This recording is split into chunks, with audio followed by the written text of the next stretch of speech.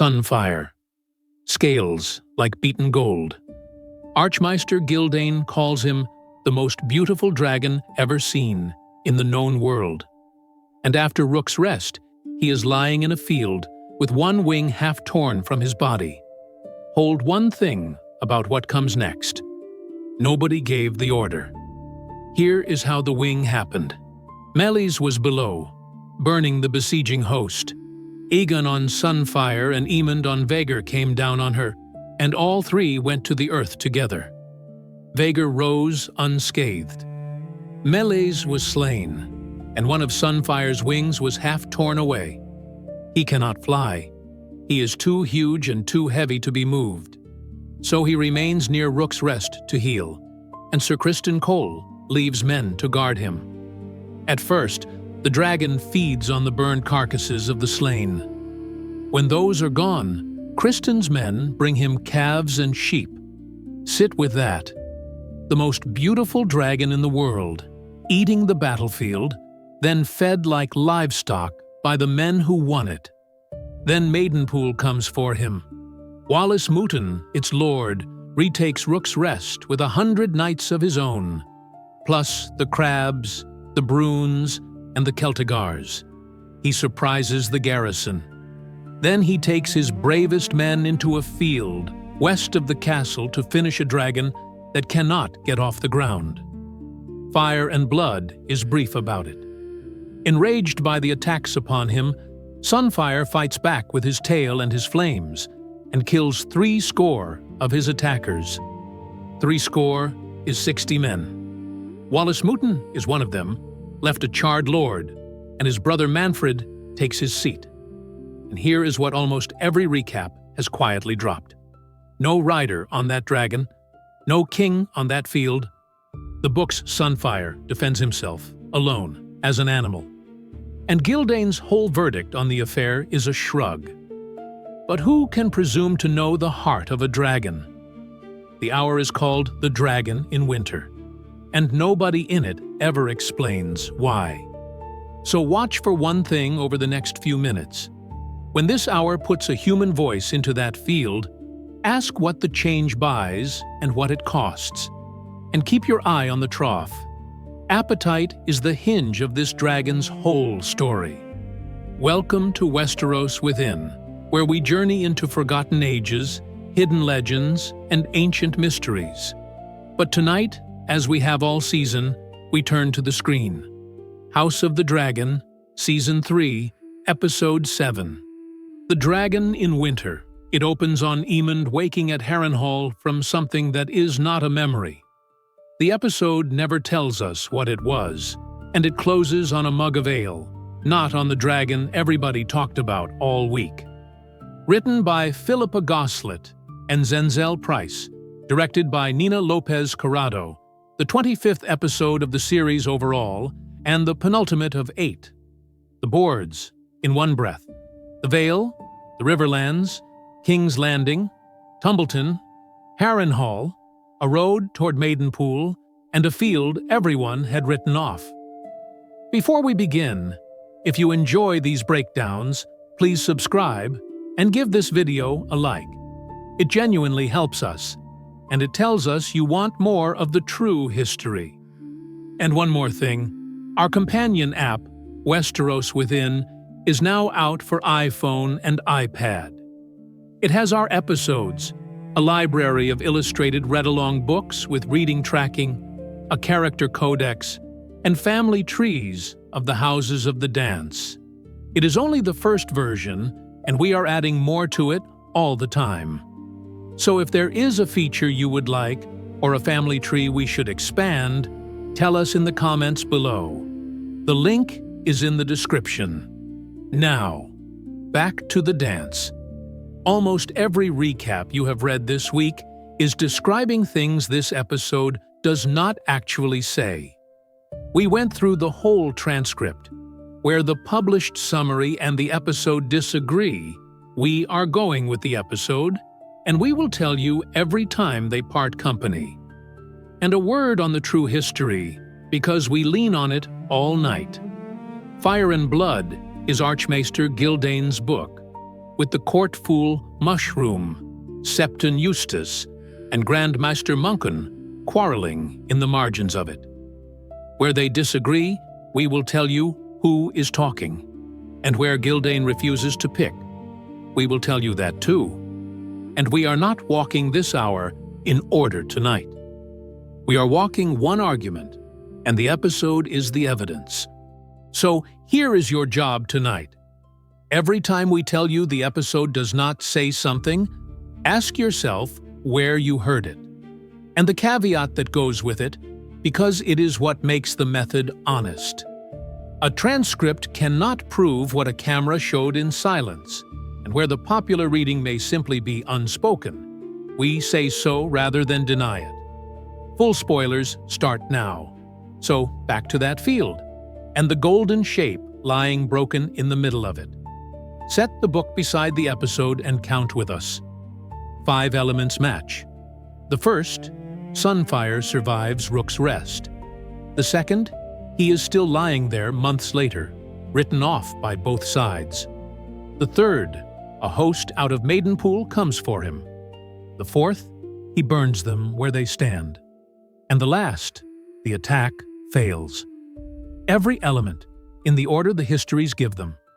That is the retaking of Rook's rest, the most obscure passage in the dance, the one nobody adapts, and this show went and filmed it. 2 do not match, and the second is why this chapter has the name it has. The first is simple. In Fire and Blood, Aegon II is not at Rook's rest.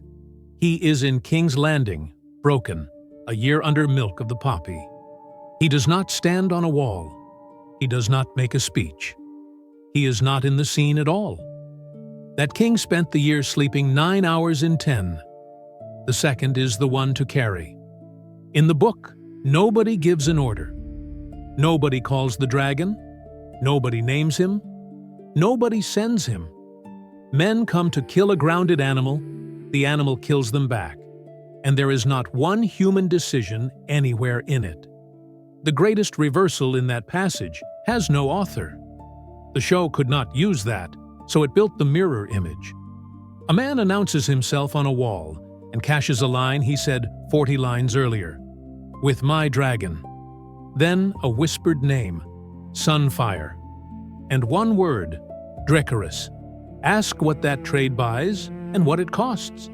It buys a king who chooses his own ending instead of being found in a hole. What it costs is the strangest thing on that page.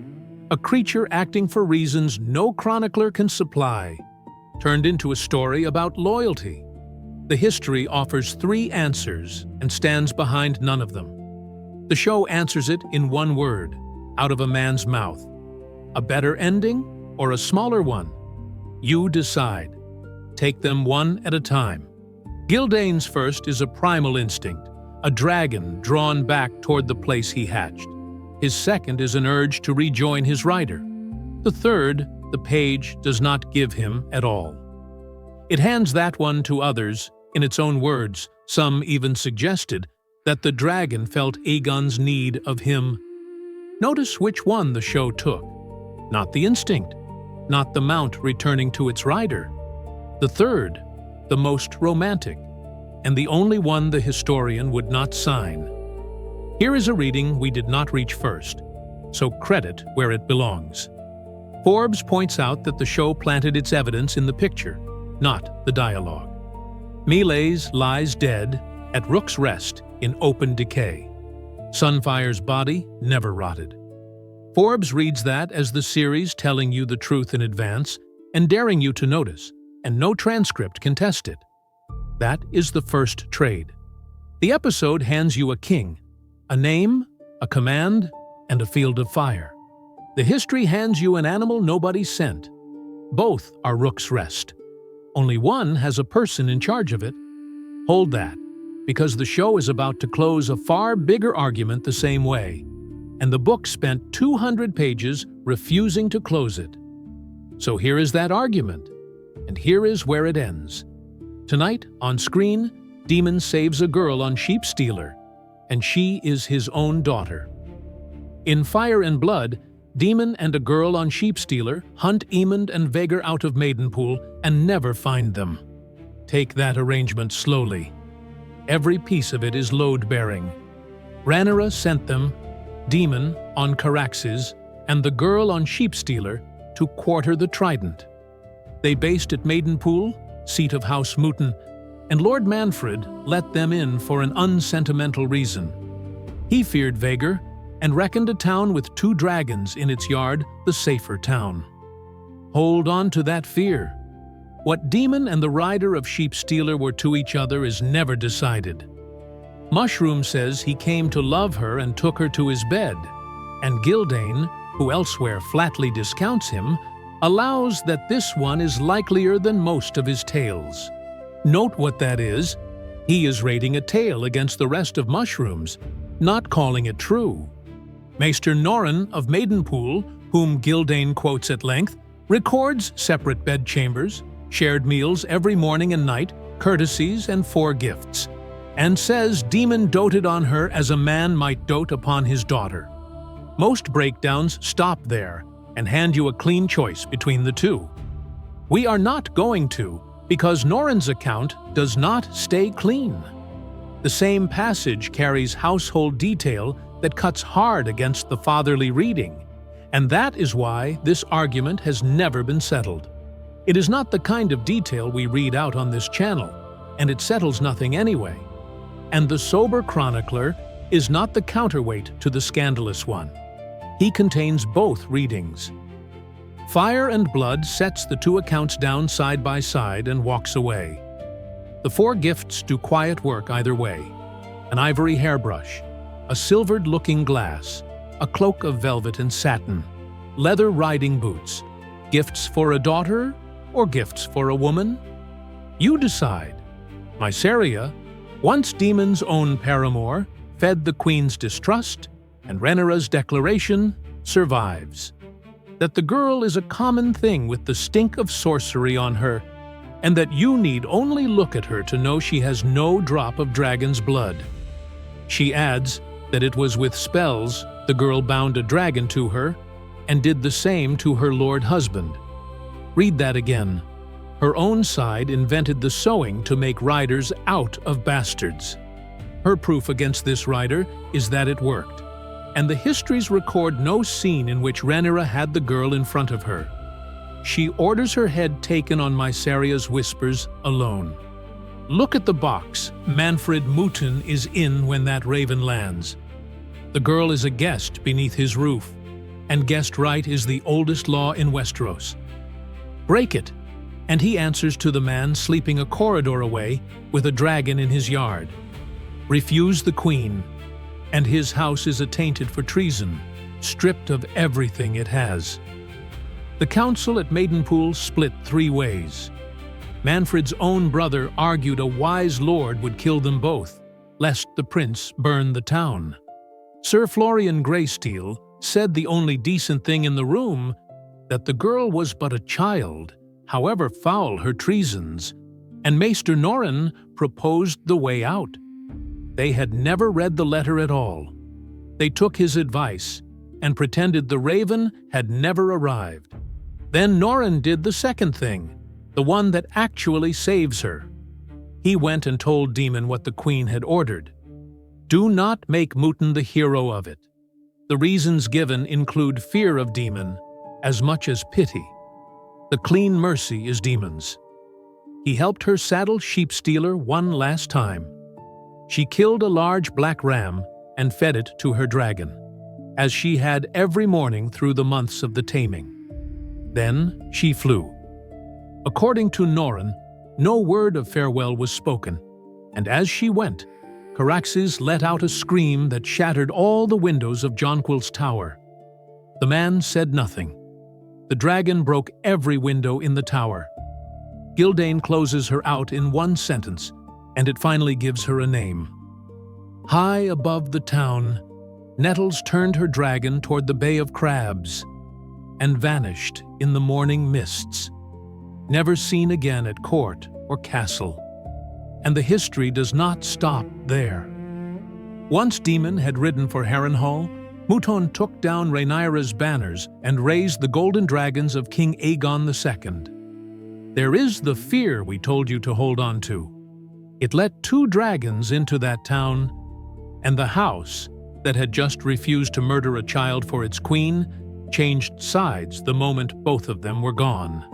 Now, the show. Daemon does the identical thing. Told to give up a girl in his care, he saddles her dragon instead. On screen, he hides his daughter Rhaena and tells her to run. Same man, same choice, different girl. What changed is who the girl is. And here is the job we gave you, firing for the first time. If you read this week that the show merged the 2 of them, ask where. A wiki of Ice and Fire, the fan reference, carries a note in its lead saying exactly that. It is uncited. It was added after May 2022, and the Rhaena page never mentions it. Worth knowing, and no further? Because that one change closes an argument Fire and Blood spent 200 pages refusing to close. The show has not adapted Nettles. It has put Daemon's own daughter on Sheepstealer and written her a reason of her own to be there. That book argument stays separate. What the show gave up is the silence. That substitution is what makes the next scene possible. Now, the river, held at a distance, because the back half of it is almost entirely sound cues. Start with the count, because most of the internet got it wrong. 4 riders, and the episode names exactly 2 dragons out loud, Caraxes and Sheepstealer. Rhaenyra's mount is never named. Adam's mount is never named. Not once in the hour, in the sweeps we ran. So, if you have seen the 4th dragon confidently identified this week, that is an inference from who is sitting on it. A fair one. Not a name the show ever says. Here is our working. Sea Smoke, Syrax, Moondancer, and Melees. Everyone run against every line of the file, and everyone nothing. Even the word 4th is unearned, because the other 2 arrive together, and hold the question of how all 4 got into one sky. The hour does answer that one, and we come to it shortly.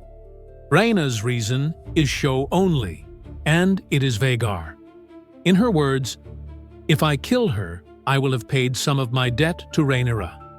And if she cannot live, cut off from everyone who loved her, she would rather die absolved." A girl at the end of her rope, and the show does not dress it up.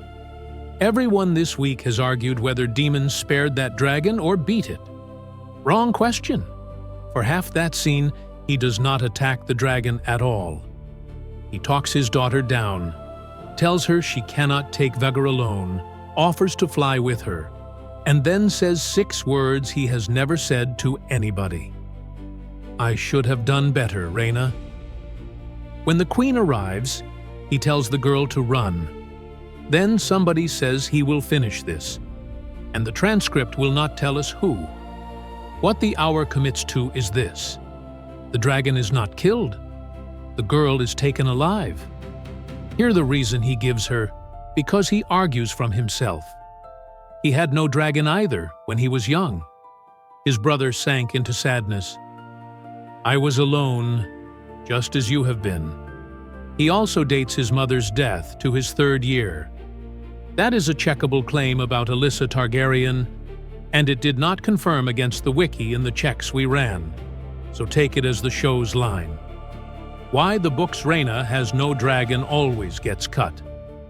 She was given 2 eggs. The first hatched sickly and died within hours, and she slept beside the second every night, praying for a dragon to match her sister's. Now, the line we most wanted to bring you tonight: in Fire and Blood, Rhaena does get a dragon. Morning, pale pink with a black crest and horns, hatched from a clutch laid by Syrax. That is a wiki of Ice and Fire. Syrax is Rhaenyra's dragon. So in the true history, Rhaenyra's dragon is the mother of Rhaena's dragon. In this episode, Rhaenyra's dragon is one of the 4 in the sky over Rhaena's head, and the show cannot tell you so because it never names her mount. And this next part is ours, not the show's. If Rhaena rides Sheepstealer, morning has nowhere to hatch from, so either the last dragon of the dance goes, or the show builds a new door. Our reading now. On Book Facts, you can check. In Fire and Blood, when dragons meet, something dies. At Rook's Rest, Melee's dead and Sunfyre crippled. At the Gullet, Vermax dead and a prince with him. At the second battle for Tumbleton, further on in the book, 3 dragons in a single night. And above the God's Eye, the meeting this whole story is walking toward, 2 dragons and 2 princes in a minute. Every engagement we checked ends with at least 1 dragon dead. A 4-dragon confrontation everybody flies away from is the least fire and blood thing in this episode. An observation, not an accusation. A rule broken or a rule postponed? You decide. That is what we will put our name to. Now, here is what the hour itself refuses to say. Collect on the job we gave you at the top. 4 things you read everywhere this week. Watch where each one comes from. Start with the cup, because everybody has already decided about that one. Anyone who tells you why Alicent brought it is reading the books, not this episode. Here is everything the hour gives you. She carries it in at Harrenhal and names the drink herself, and the transcript tags her. So that one is hers. Spiced wine. That settles what is in the cup and nothing else. No purpose is stated. The word poison occurs once in the file, and again that is the published summary, not the episode. Venom returns nothing at all. There is no cue of anyone drinking, none of a collapse, and none of her leaving that castle. What the hour does give is a woman whose rescuer her son cut down in front of her, and a son who told her she would stay whether she wished it or not. It connects neither of those to the cup. And the line people quote as proof cuts both ways at once. She tells him, "I remember a time when you would not fall asleep without it." Read cold. It explains in advance why he will drink what she hands him. Read warm. It is a mother remembering a boy who could not sleep. Nothing in the file chooses between them. Later, a sound and a name. Second, the dragon. 4 outlets give 4 different accounts of Sunfyre's body, so at least 3 are wrong, and none of the 4 got it from this episode. Ask what the hour says about that body, and the answer is nothing. Not one character mentions his wing, his scars, or whether he can still fly. We swept the file for the injury words. Scar returns nothing. Limp and wound occur once each, and both sit in the published summary, not the episode. The nearest thing to a clue is a fugitive king saying he means to be buried with my dragon, and reading that speaker as Aegon is ours, not a tag. The one formulation that survives all 4 accounts is alive and grievously damaged. And even that phrase is an outlet's, not the show's. Third, and we owe you this one, because we built on it ourselves. Nowhere in this hour does Rhaenyra order that dragon or its rider killed, and we cut our own material that rested on it. What she does is demand the dragon be called off, and put one question to her husband. We read the speaker as Rhaenyra.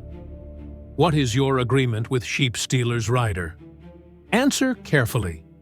That is an interrogation, not a warrant. A warrant needs a target named and somebody in the room told to go and do it. This hour gives neither. Fourth, 2 lines, 1 object.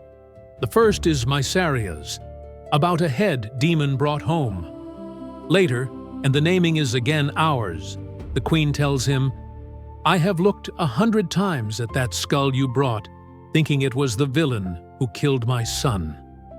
Daemon had assured her that Ryder was dead. The rider is Rhaena, and Rhaena is alive. So whatever that thing is, it is not what he said it was. and the episode never says whose. And the detail everybody repeats, that it goes into the fire, is two outlets describing a picture, not a line anyone speaks. She says, "My son." She never says which one, and the caveat from the top governs all four. Every one of those is a negative about what is said, not about what a camera may have shown in silence. We told you we would say so, and we have. And Fire and Blood does exactly the same thing about the same dragon. 3 explanations for Sunfyre's return, and Archmeister Gyldayn signs none of them. 4 things this hour will not answer, and a historian who will not either. 1 thing the hour does answer: how 4 dragons ended up in that sky. Not an order, a conversation. Back to the Red Keep, and watch a war get lost in a quiet room. Adam reports a dragon on the Blue Fork near Fairmarket, and then the line that detonates the hour. That dragon has a rider, and Mysaria, at the Queen's shoulder, accuses Daemon of nothing. She asks, can the Queen say in honesty she has had no doubts about that head he brought her? He was long in the Riverlands. He swore that Ryder was dead. All of it true, and in that order it becomes something else. She keeps going, and each added piece is true too. He absented himself in the same hour the news came. He has chafed at her restraint. And who can say, she asks, what alliance he might have formed in secret? Then the hinge, still a question. But is there anything Daemon could do that you would truly not believe?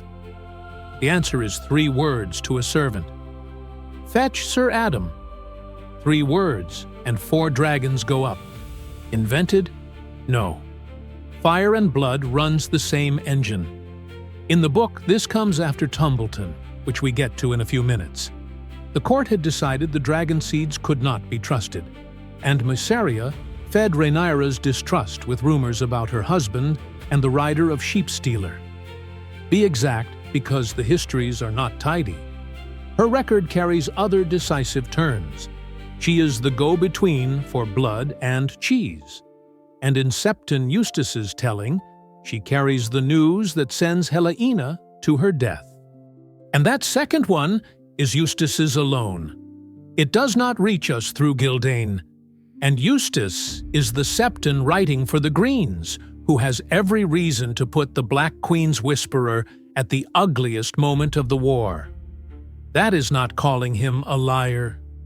It is telling you which of these rests on one teller. Here is where the show earns credit, so we give it plainly.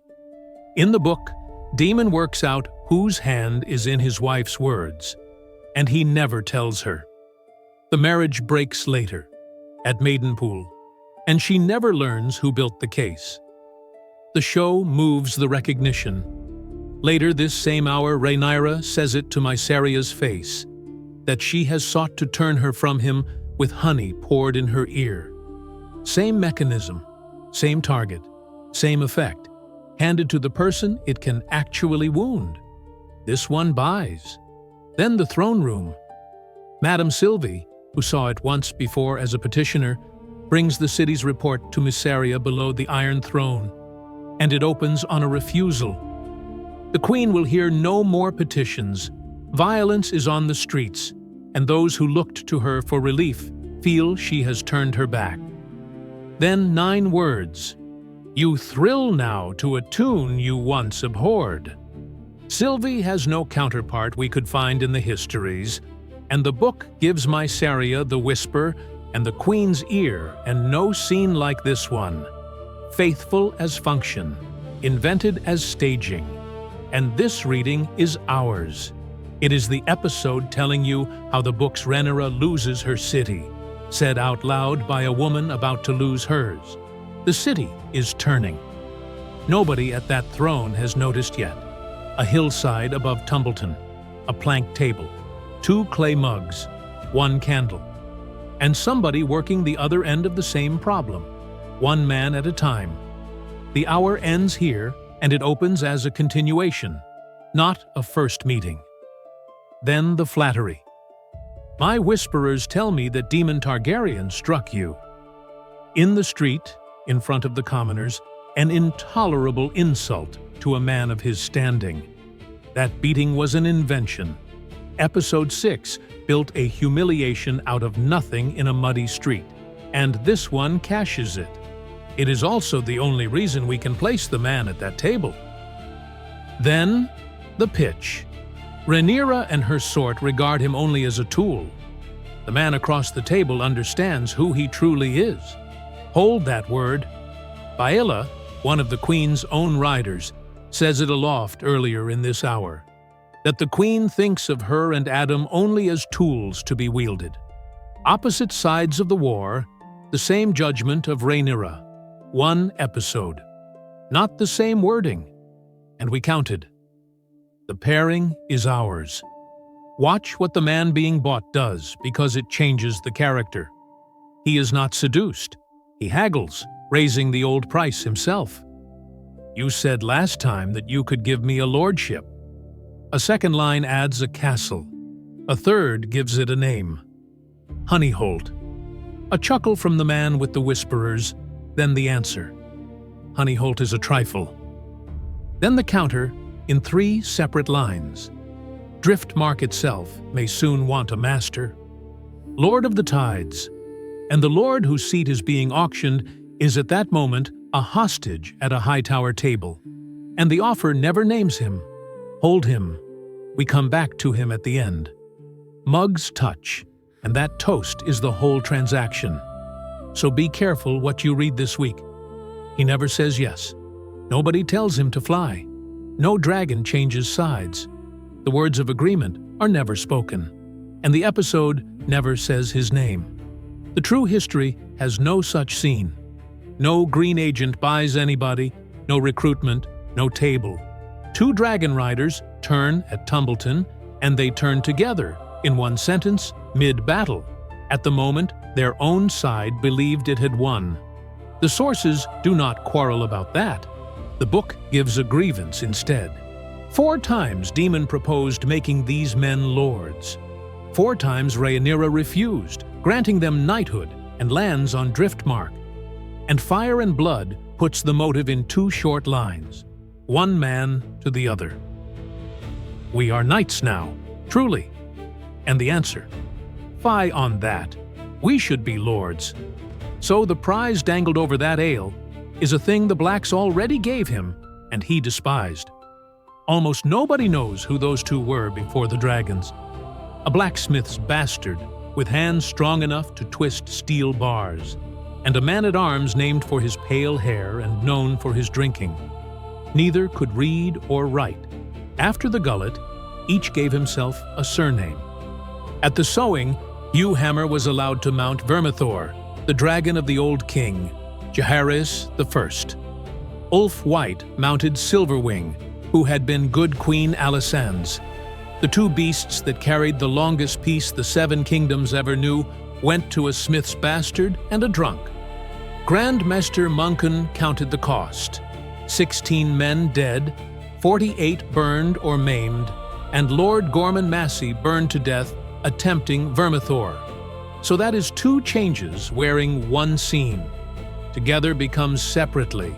One man worked alone for a named price, while the other is not named and does not speak in this episode.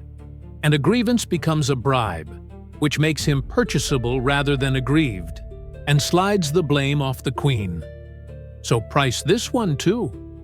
It buys a scene the history never gave, a table and a price said out loud. What it costs is the men's own reason for doing it, and the honest counterweight. The book puts that turn after the decisive charge, so the second man never needed recruiting in advance for the show to get there. The price is named, the cup is raised, and nobody ever says yes. That is the last thing this hour does, and it does it under a title the episode never explains. So start with what the phrase is not. The Dragon in Winter is not a chapter title in Fire and Blood, and there is no page for it on the wiki. We are keeping the negative exactly that narrow, because the title pulls in 3 directions at once. Reading 1, taken literally. Fire and Blood does have a dragon in winter, and he is golden. And here is the trough we asked you to watch. Sunfyre spent his last months in a castle yard being fed sheep, and then refused food altogether. Aegon kept hoping he would fly again. He died of his wounds on the 9th day of the 12th moon of 130 AC. The most beautiful dragon in the world, in Gyldayn's judgment, ends the year with no appetite. That is a judgment and not a measurement, written long after out of other men's papers. None of it is this hour, which has him alive and Aegon in the saddle. But if you have read the book, that title reads like a date, and the date is ahead of us. Reading 2, and this is the one the episode says out loud. The word winter is spoken twice in this hour, and both times it is the same 2 words. Rhaena presses her captive sister with it in the cold open. The winter wolves, then. And at Lord Ormond Hightower's supper table, an unnamed voice asks what a hostage is worth, with the winter wolves already clawing at the gate. No tag on that speaker, and we are not inventing one. Beyond those 2 lines, in the dialogue and sound cues we searched, the word does not appear. No snow, no ice, no Stark, no Winterfell. Here is what the book does with those men. They are about 2,000 Northmen sent south out of Winterfell, and the reason recorded for them is a custom rather than a strategy. When winter comes, the old men leave, so the storerooms feed the young, and they go south, looking for a death worth having. At Tumbleton, they come out of a postern gate at 10 to 1 odds. Lord Ormond Hightower dies of what they do to him. Sir Brynden Hightower dies beside him. And their commander, Sir Roderick Dustin, called Roddy the Ruin, dies of his wounds in the doing. 10 to 1. They took the 2. This episode names the Winter Wolves twice and never names that man.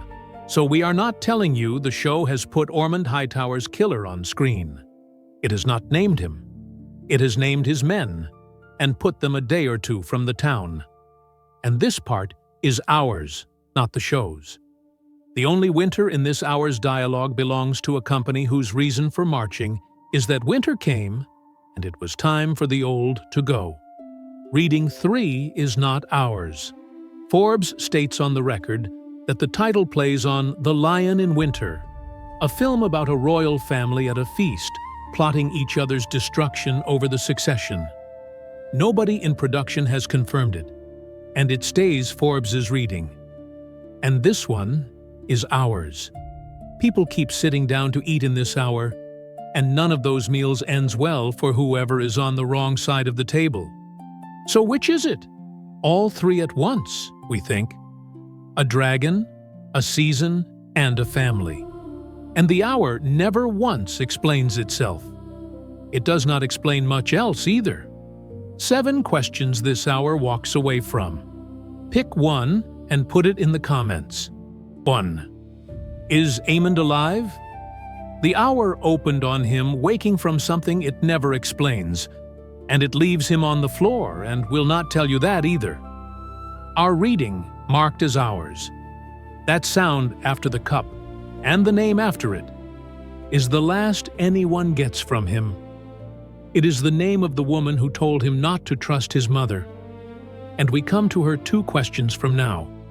The one mentioned after is a courtier's flattery, from someone who could not know. 2. Why did Alexent bring the cup? We laid out everything the hour gives you, and not one piece of it is a reason. 3. What is Alice Rivers? In the terms we searched, the episode never says magic, witch, sorcery, glamour, spell, or weirwood. The only definition offered is 2 lines. She is a lady.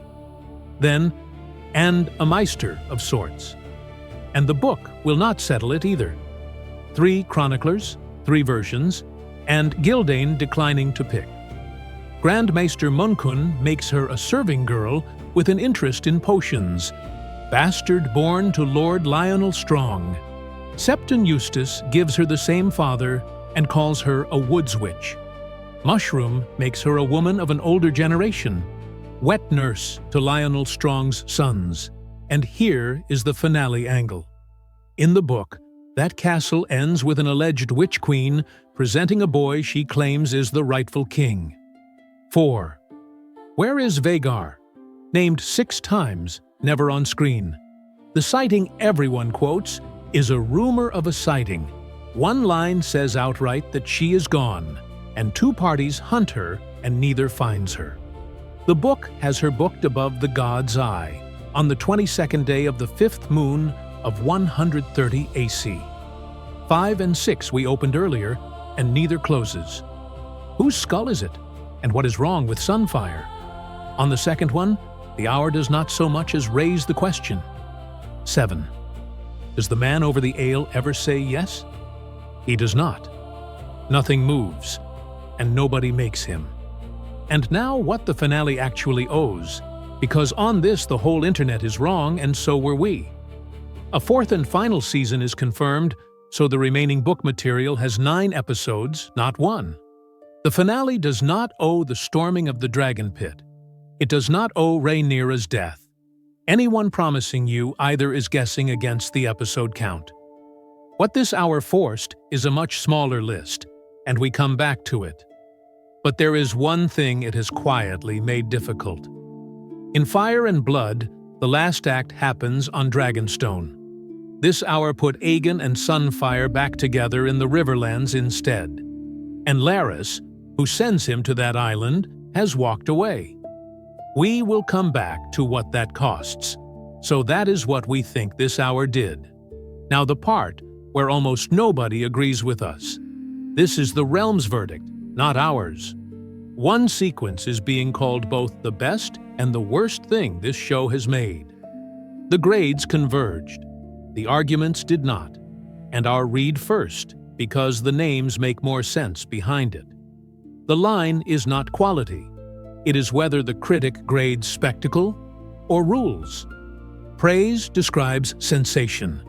Attacks describe logic, and every one of them is a rule complaint for the sensation. Forbes, gripping and chaotic, the best of the season. Collider, truly awesome. NPR, brutal and distressing, meaning it as praise. MovieWeb, exceptional effects. And for the rules, the harshest 3 of the week.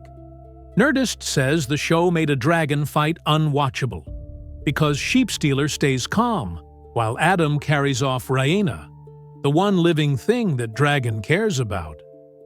TV Fanatic calls it a creature battle out of a video game, meaning a wild terror got shrunk to fit 3 tame ones.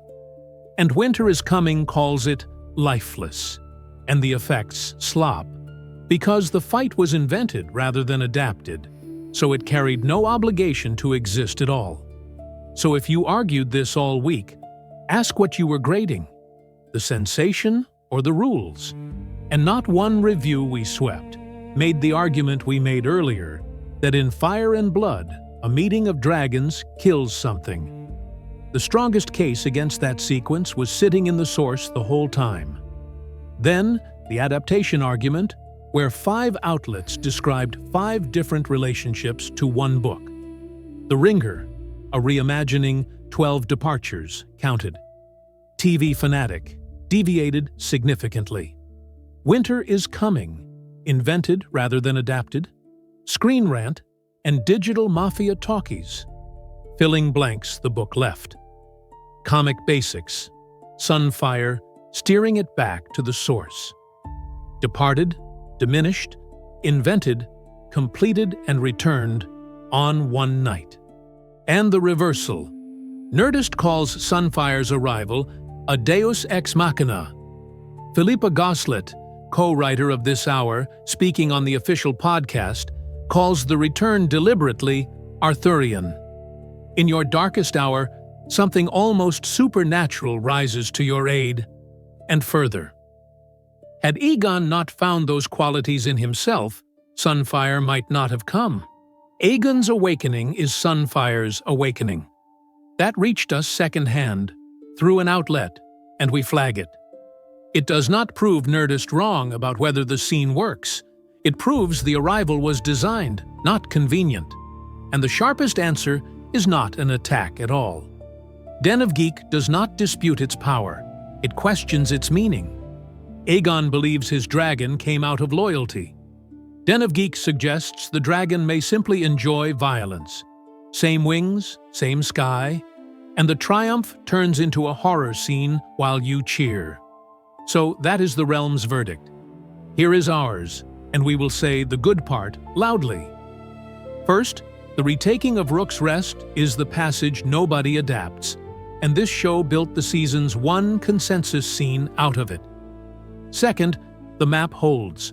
The Mutons come out of Maidenpool, as in the book, and a dragon named Tessarion sits with the Hightower host at Tumbleton, exactly where the book leaves her. Third, Mysaria's engine is not merely kept, it is improved. The book's Rhaena never sees the hand that moves her. This queen works it out herself, to the woman's face. Then what it rewrites, without heat. It moved 2 prisoners. Alicent walks free into Harrenhal when the book keeps her in golden fetters and never lets her see her son again.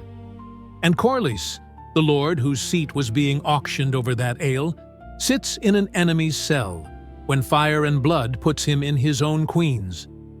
That jailing costs her the Valyrian fleet and half her army. This hour spent it on a hostage supper, and it split a pair. The 2 dragon riders the book turns together in one sentence mid-battle are halved here. One man alone over ale for a price he raises himself, the other never named and never heard. So the thesis lands on one thing. This show is neither adapting nor abandoning. It is trading. It paid 3 old book debts tonight and ran up 2 new ones, and the largest one is not on that list at all. It is the argument the histories would not settle. 200 pages of not choosing. The show closed it by casting a daughter. And then, the image. A woman we have already watched pour honey in that ear, and the naming is ours again. Promises her queen that those who oppose her will fall away. She tells her, "You will be queen for many years after this." Then she adds that her children's children will follow. In that same hour that Queen's own council plans around a knight's errand, and somebody in that room says out loud that if Aemond is dead, all the better. Now look at what is loaded. A man on the floor at Harrenhal, and unanswered it, blocks the battle above the god's eye. A dragon rider offered a castle who has not said yes, with 20,000 men a day from the gate. A river host walking on a green-held town. A marriage broken open, which in the book points Daemon at Harrenhal. And the arithmetic still holds. 9 episodes remain, not 1. And the finding is ours, and it is the one to leave with. Every beat of the book's final act happens on Dragonstone, and this hour put king and dragon in the Riverlands instead, and walked the only man who knows that road off the board. The show has not moved Rhaenyra's death. It has moved every road that leads to it. Which gap will the finale close first? The man on the floor at Harrenhal? The cup nobody explains? Or the yes that never gets said? Make your case, because we read every comment. And the conversation under these breakdowns is the finest Maester's conclave on this side of the screen. Then subscribe, because the finale lands on the 9th of August, 6 days from tonight, and we will be here that night. And 2 of our histories wait below. The night 2 dragons burned Tumbleton, and the smith's bastard who was given the old king's dragon. And if you want the true history with you between episodes, our companion app, Westeros Within, is out now for iPhone and iPad, and the link is in the description. Until the next raven flies, this has been Westeros Within.